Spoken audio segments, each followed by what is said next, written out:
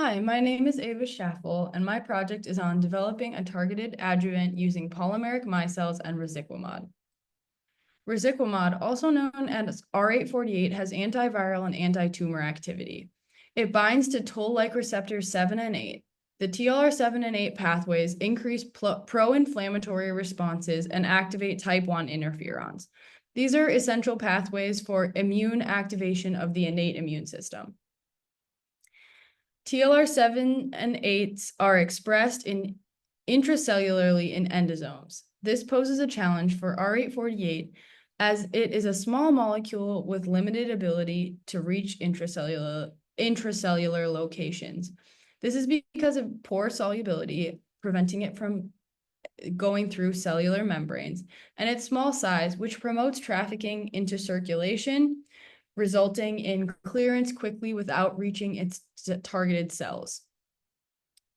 In this project, a modified cell line was used that has a gene-edited TLR7 pathway. Rather than producing the typical pro-inflammatory responses, this pathway leads to secreted alpha-line phosphatase expression. This can be used to directly determine the TLR7 activation. The challenge with R848 delivery can be solved using polymeric micelles. In this project, polyamide 11, also known as PA11, was used. This is a co-block polymer of polyethylene glycol and polycaprolactone. The approximate micelle size is 15 to 20 nanometers, which is beneficial for trafficking to the lymph, which can be used to reach the desired tissues. Amphiphilic polymers also allow for passage through the cell membrane, allowing them to reach the TLR7/8 receptors. In the acidic environment of the endosomes, and the polymers will degrade, and this allows R848 to be delivered. Encapsulation of R848 in PA11 was done by dissolving R848 in ethyl acetate, then combining R848 and PA11, mixing, and placing in a vacuum oven so that the solution could completely dry and all ethyl acetate could be dissolved. In order to quantify these encapsulations, dynamic light scattering was used to determine the particle size and any evidence of R848 precipitation. As shown in the graph on the right, most of the peaks fall around 15 to 20 nanometers, which is the expected particle size, although some peaks are seen at higher concentrations of R848 and PA11, indicating some precipitation where R848 crystallized into larger particles rather than became part of a micelle. Ultraviolet visible spectrometry was used to determine the actual concentrations of R848 and PA11. As shown in this table, the targeted concentrations were 15, 20, and 25 milligrams of R848 per mil of PA11.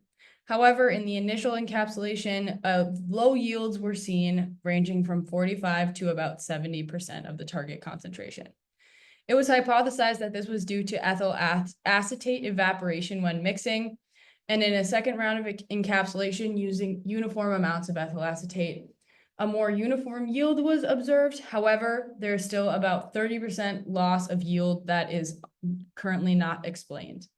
There was also issues observed with R848 precipitation out of PA11 solution over time. R848 viability was determined using Hoechst and Resazurin, two viability techniques.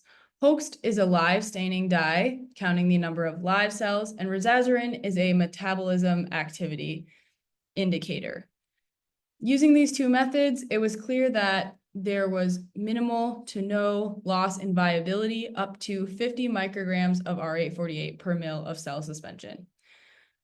This was done with human embryonic kidney cells, as described previously, which have the modified TLR7 pathway, and was done with 30,000 cells per well and harvested with a cell scraper.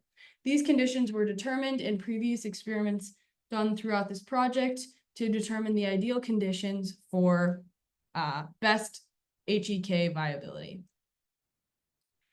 In order to determine the effects of PA11 encapsulation, and R848 dose response assay was conducted using 3 different concentrations of PA11 with R848 encapsulated and R848 in DMSO, meaning it's unencapsulated.